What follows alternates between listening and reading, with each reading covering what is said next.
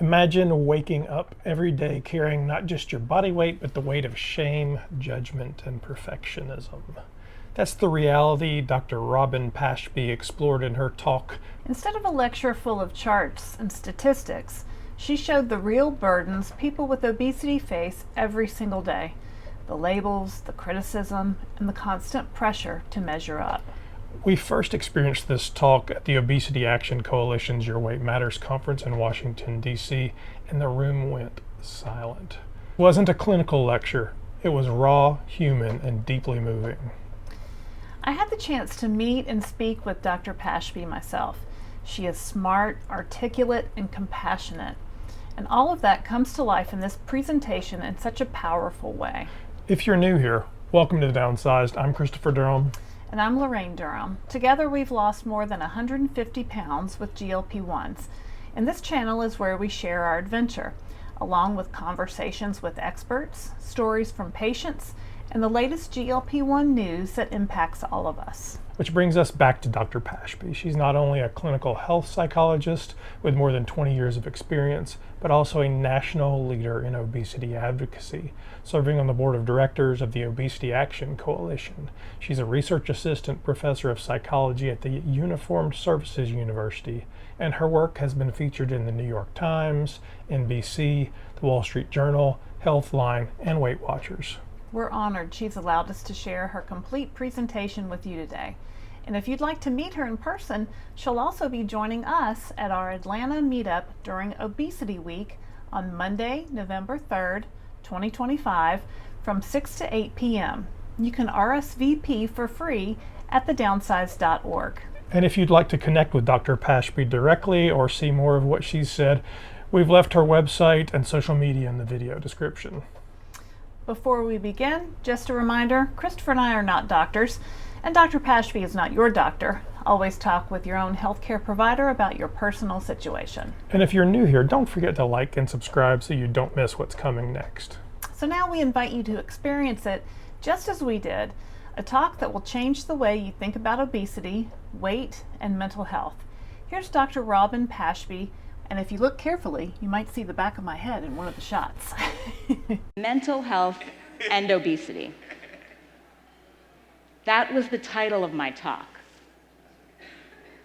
I actually really love that title. It's clean, it's clinical, it's respectable. It's the kind of title that makes you sitting in the audience nod and say, how important. We should all make sure we listen to this one. I had created slides that had graphs, charts, data, statistics. I was hitting every note because I was going to show you just how important this connection is. I wanted to talk to you about how mental health impacts obesity and obesity impacts mental health. And any time we engage in treatment, we must address both. I had quotes from experts. I had percentages. I thought I would talk to you about how if you live with depression or anxiety, you're significantly more likely to develop weight gain and obesity over time. I thought I would talk to you about how if you live with obesity, you're significantly more likely to develop depression and anxiety over time. Thought I might talk about executive function, ADHD, and other neurodiversity concerns, and how they can contribute to disordered eating behavior and weight gain and obesity over time. I thought I would share with you how children who are exposed to trauma, physical, sexual, or emotional abuse or neglect are significantly more likely to live with obesity decades later in adulthood. I wanted to tell you all of that, but then I realized something. You already know all of that. Not once in my nearly 20 years of clinical experience has a patient walked into my office and said, I'm here to learn the statistics about mental health and how that affects my weight. Not once. So, I decided I would do something different. I decided instead that this talk has nothing to do with what you weigh. It has everything to do with what weighs us down. Let me be honest, it would have been easier for me to give this talk without this backpack, but that wouldn't be real. Because the truth is, we live in a world that reduces us to a number, that constantly tries to control, change, or critique our bodies. When we wake up every day already behind, we walk around carrying something. So, my talk is called What We Carry. And you may not know this, but every single person in this room is carrying something. Yours isn't as visible as mine. But it's the same stuff that we wear when we walk into doctor's offices, when we attend parties hoping that no one else will see it. We carry with us comments that we pretend didn't hurt.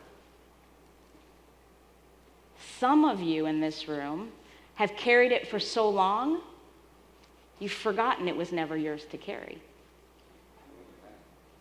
So, I am a psychologist. I like to unpack things.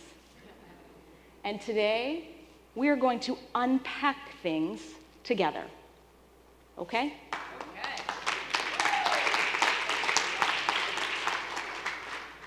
Now, let me be honest. This might not go smoothly. But if it doesn't, guess what? That's real life. Okay, here we go. Excuse me as I take a moment here to start my journey.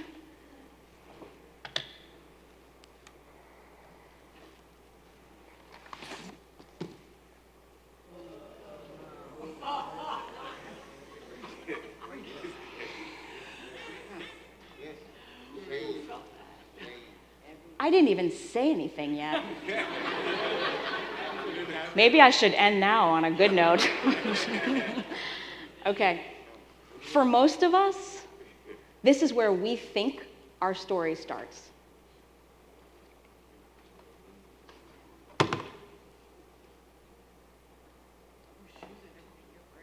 I kept my shoes on. I considered taking them off.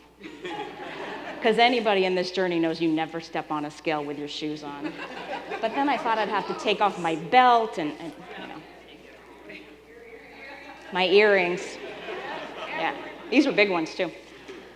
For most of us, our story, we think, starts here. One number every morning telling us how to feel. Good day, bad day. Good me, bad me. One number. The first time that I felt shame associated with this number was in 3rd grade. I grew up in a rural town in Maine, and the way that they tracked body weight in my elementary school was they brought all of the students in grades 1 through 5 into the gymnasium, had a yellow lighting, and they put one of those old balance beam scales on the sideline of the basketball court, and then they lined us up down the gym.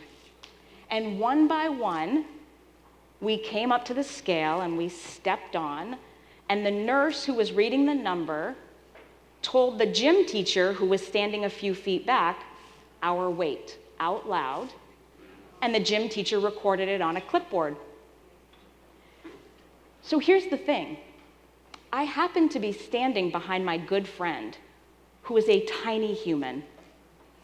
And I remember hearing her number, and then I remember hearing mine.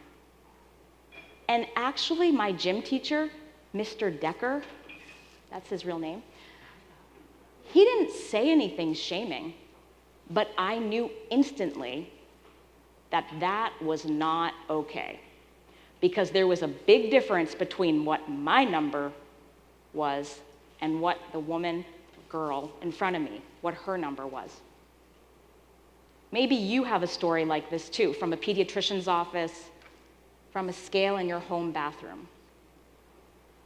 For so long, I thought that this scale measured my health. I thought it measured my happiness. I thought it measured my worth. Turns out it doesn't. It measures gravity pulling on my body. But the truth is, this story gets even more complicated. I have these things very carefully organized in here, I hope. Okay, for most of us, this is an alarm clock. Tell me why I would have an alarm clock, because what happens at the start of every day?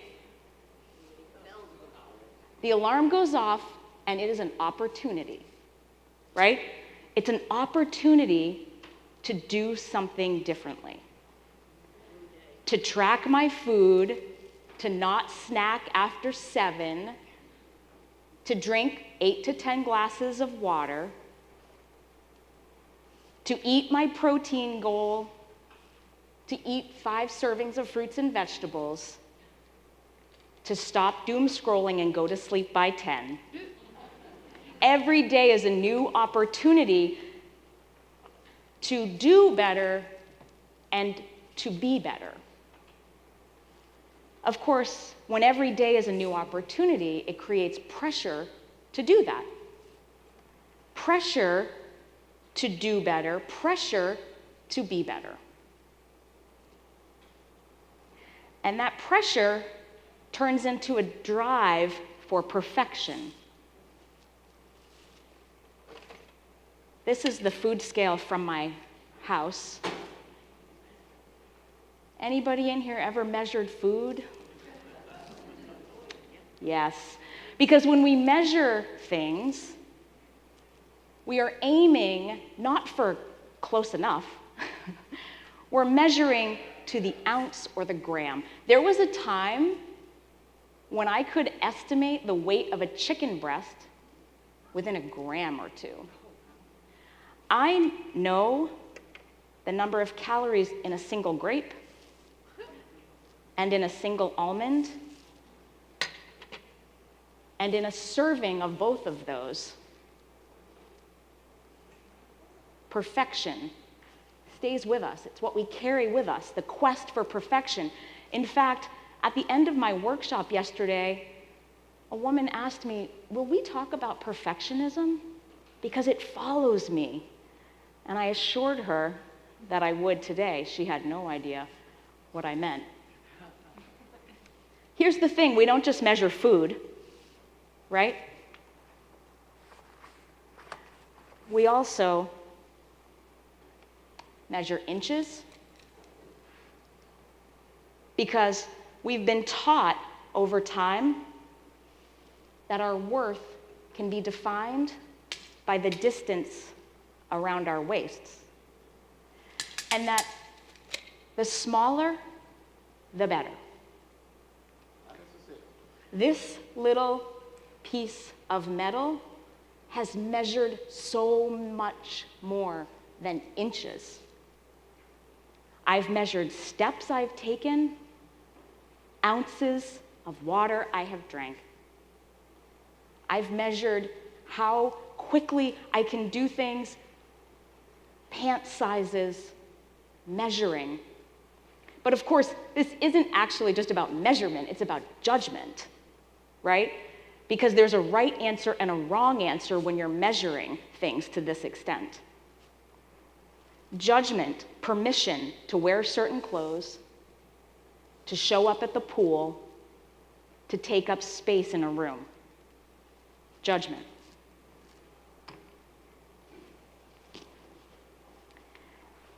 And we don't just measure inches and ounces, we measure time. This stopwatch has measured 1,000 moments in my life, maybe yours too.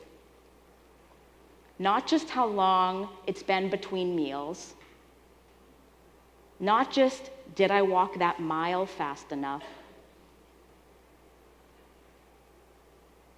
moments that get me closer to where I need to be. It creates anxiety because the truth is, this stopwatch reminds us that there is a relentless rush to get to our goals, the pressure to get there quickly, as if healing and growth have a deadline. But I've carried anxiety about the passage of time. And of course, seconds become hours, and hours become days, and days become weeks, and weeks become months, and months become years. And how many of us have marked a date on a calendar? Some of us, this is the starting point. The day we will start to do better, be better. For others, it's the deadline by which we need to have done the thing. If it's the deadline, then that begins the backward math. Well, if I have to lose 10 pounds by the 30th, then I know how many pounds I need to lose this week and the week before and the week after, right? But then what happens is that that date comes and goes. And every time I didn't do the thing, the date got pushed further out. And every time the date got pushed further out, I did more math. How many birthdays, beach vacations, class reunions, weddings have been on your calendar, setting you up with a deadline to be better? But this calendar, it's a graveyard of false starts. And what happens over time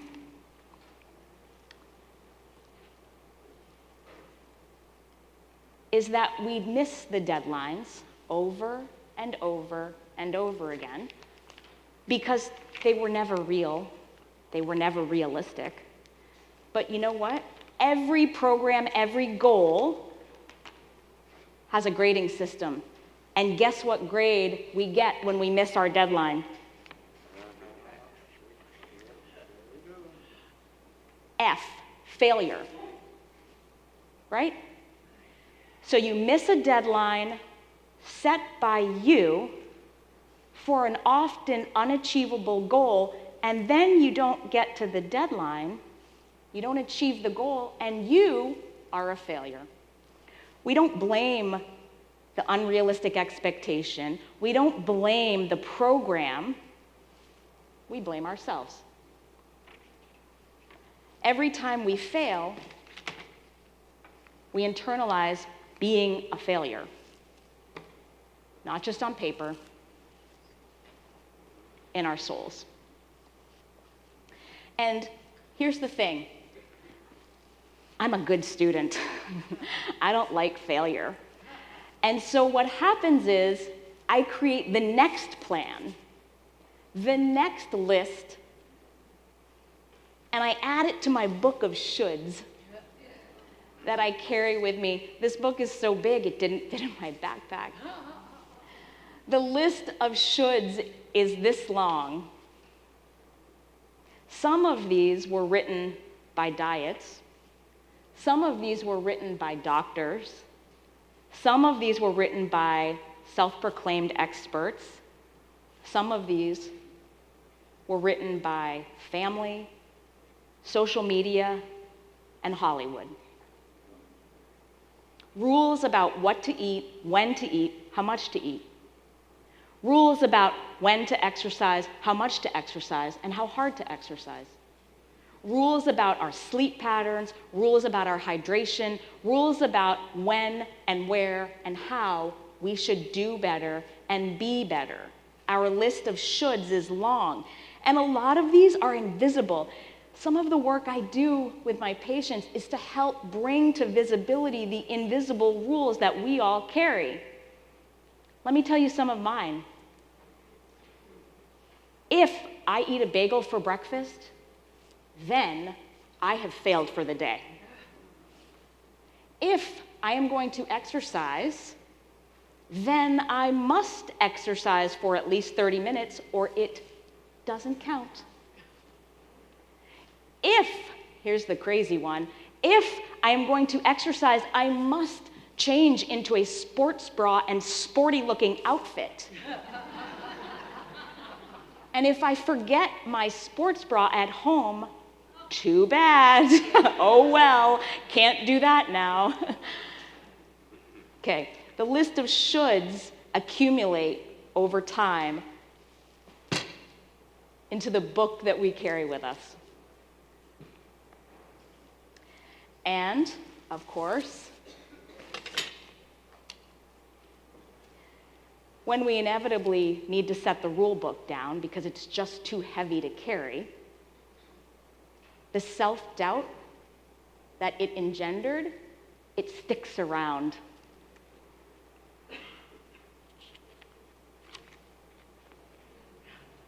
Lazy, no willpower, out of control, just too much. These labels, they stick to us, and we walk around sometimes covered in labels, most of which we never chose.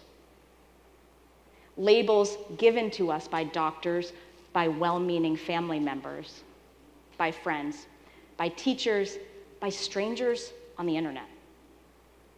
And over time, the sticky notes, they become our self-talk. We don't need people to tell us these things anymore because we begin to tell ourselves these stories.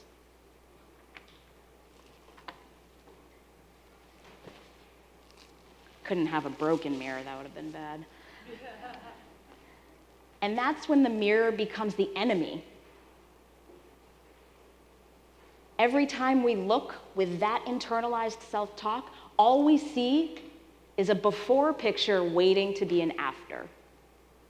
All we see is a project that's unfinished. We don't look to see ourselves. We look to critique and criticize. We look for our flaws and our failures. We look for proof that all those sticky notes were right. We look for our self-worth, but we don't find it.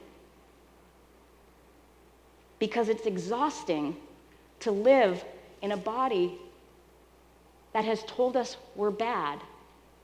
So we begin to self-loathe. And what happens when you walk around self-loathing long enough?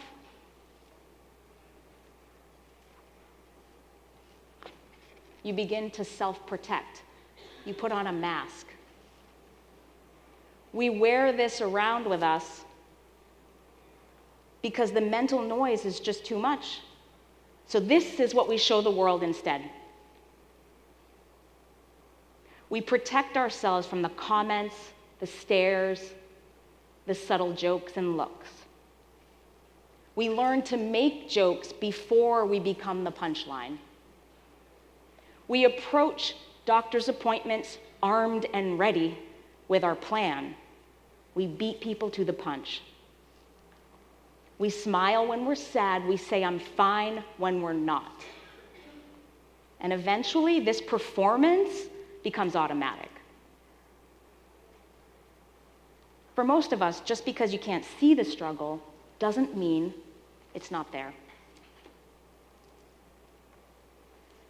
And sometimes, when you wear a mask long enough, you start to disappear. I have here this empty picture frame because self-protection turns into invisibility, and invisibility turns into withdrawal. And if you're anything like me, there are entire chapters of your life when you can look back and find no evidence of your existence. Not because you weren't there, but because you didn't deserve to be seen, so you stood behind the camera instead of in front of it. We think that we have to wait until we're different or better to be in the photos before we earn the right to show up. But I'll tell you something. If there's ever a place that we wish for invisibility, it's this one. The seatbelt extender on the airplane. One of those times we wished for invisibility, right? It's a simple object, but it carries with it so much weight. Not only does it represent the physical discomfort of sitting in a seat that bruises your hips, in the airplane, in the theater, in the waiting room, but it also represents being too much, too big, in a world that is full of spaces not designed for you.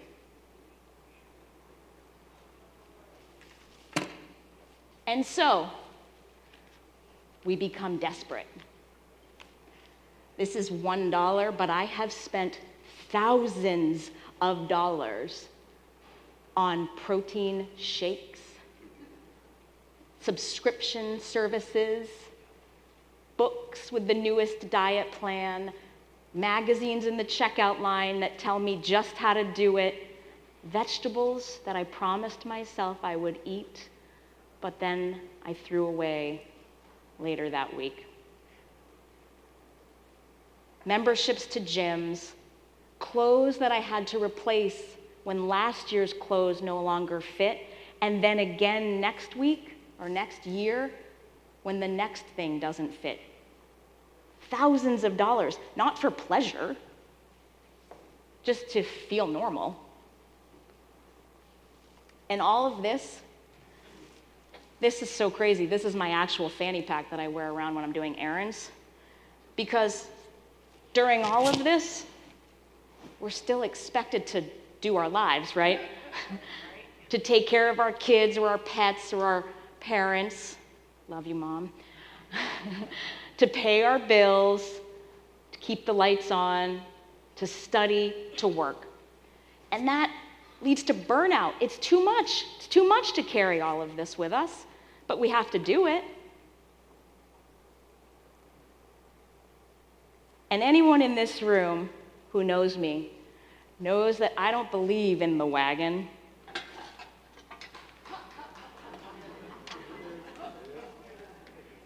But also anybody in here knows that this represents so much of diet culture. This wagon. On the program, off the program. On the wagon, off the wagon. And every time we fall off the wagon, what do? We spend time chasing it, trying to get back on, right? Because the wagon represents being better. On and off, on and off. Guilt every time we are chasing the wagon and unable to get back on, never asking, was that wagon built for me? Never asking. And so, eventually, we do stop asking that.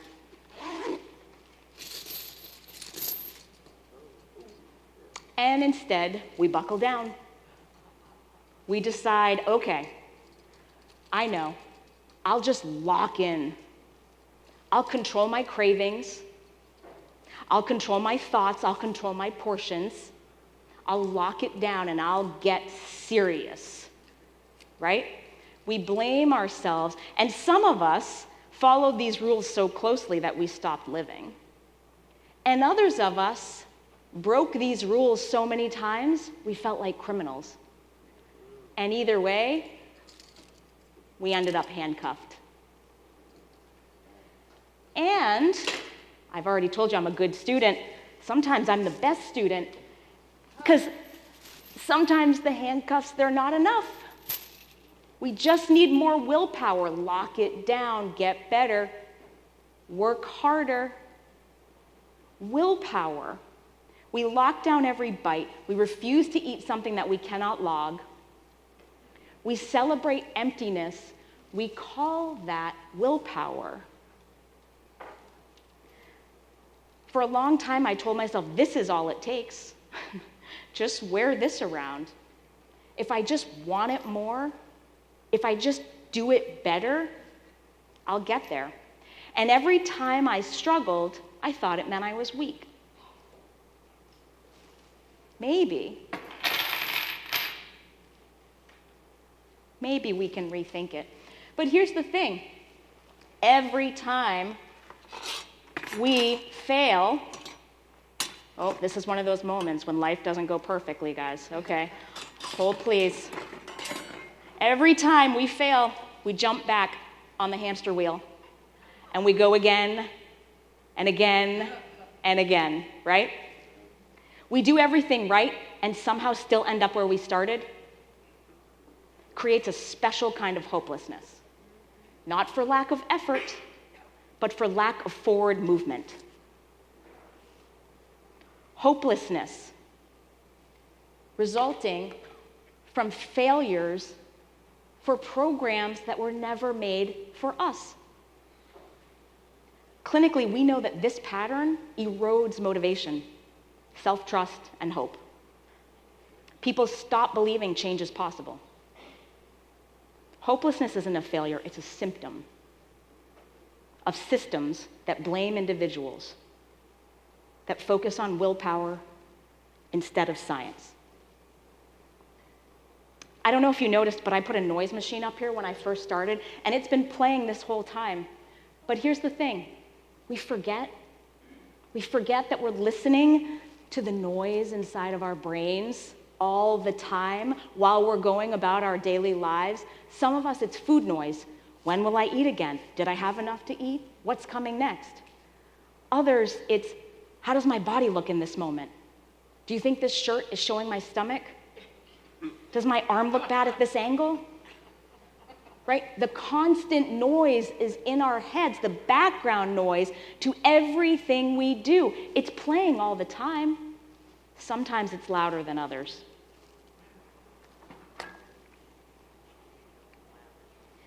And we have confusion, you guys. Why do we have confusion? Because everybody's got an opinion. And those opinions are louder than our own voices. Eat less, cut carbs, intermittent fast, don't eat after 8. Try intuitive eating, exercise more, but not too much, that's weird. Take your medication, but only if you're motivated. Have you tried? You should really, what worked for me, the messages are so loud.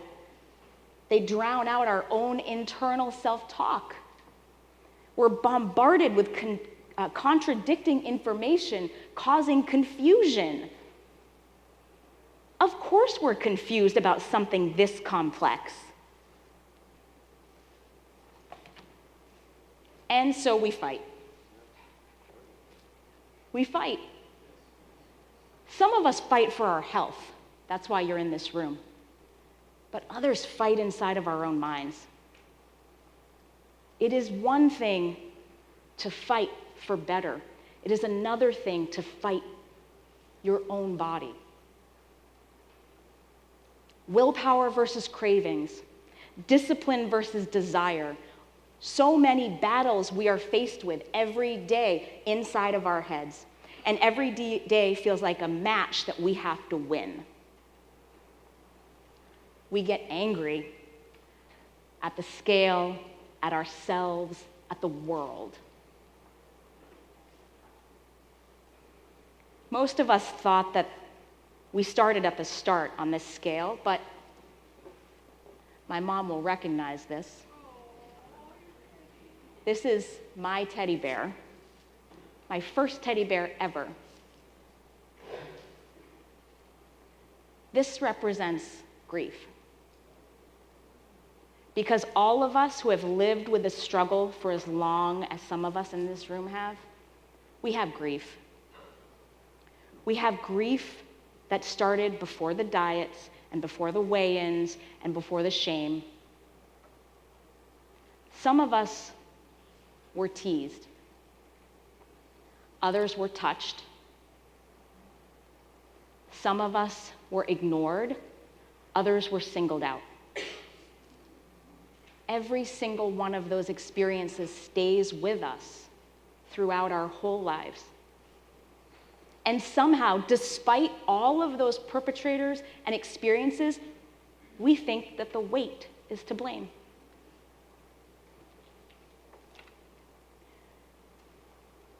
My backpack is almost empty, but I've done clinical work in this field for too long to not leave you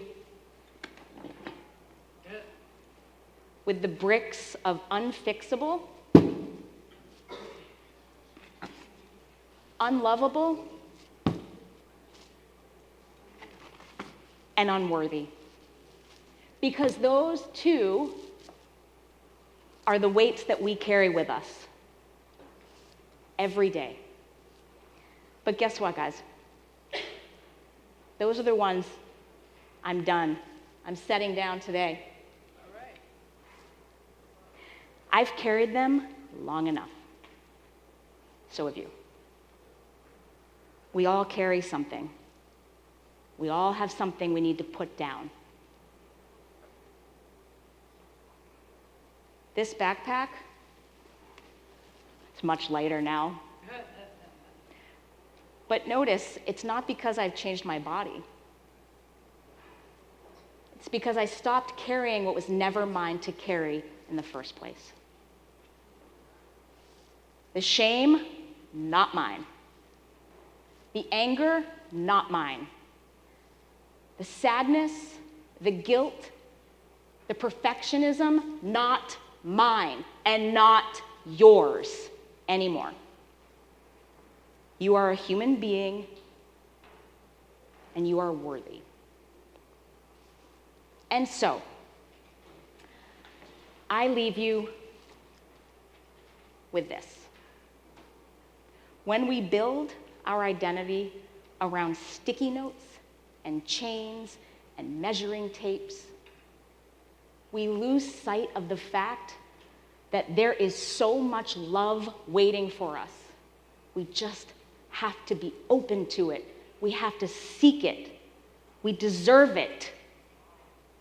Being in this room, in this moment, is proof to me that you are seeking and ready for love. So I leave you by asking, what will you put down? What weight, what story, what burden will you stop carrying today? Maybe it's the shame that whispers in your ear in the morning. Maybe it's the silent place you've held your pain. Maybe it's the grief for all the time and energy you have lost. Whatever it is, take a moment and put it down. Because freedom isn't in more control, it's in choosing what we leave behind. Thank you.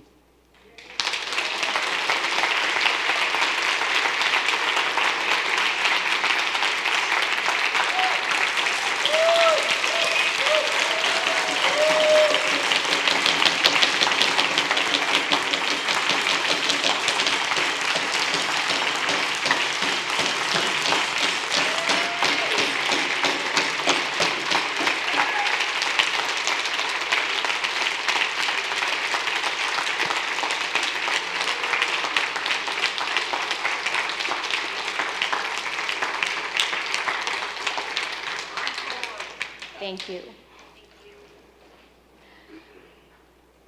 Do we want to do questions? Sure. I know I went a little over my time. But... Does anybody have any questions? Deb? Hi, Robyn. Can you hear me? Yes. I don't really have a question. I just wanted to say that your talk spoke to me in ways I didn't know that it would. And it touched things in me that I didn't know that I had anymore. And I just wanted to thank you. Thank you for permission to put it down. And not only for myself, but for others in this room who probably are feeling the same feelings that I'm feeling and are too shy or too overwhelmed to come forward and say thank you for themselves. So for us, I say thank you.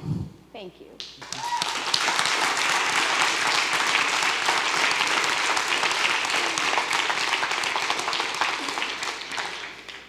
Michelle? Miss Robyn with a Y, I just wanted to tell you that was brilliant.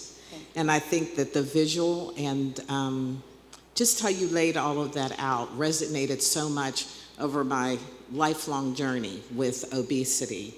And I think it was touching in a couple of ways. Is I'm realizing how much over the years and time and therapy and all the things that have helped me to shift a lot of that thinking. So it was very validating, but it also was very touching that you just empowered anybody who was listening the ability to let it go and put it down and really recognize what's been embedded because of toxic diet culture and how we carry that in so many ways. Sometimes it's overt, but many times it's covert.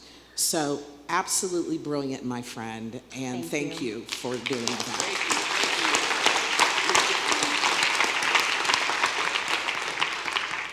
I just want to say that you ate and left no crumbs.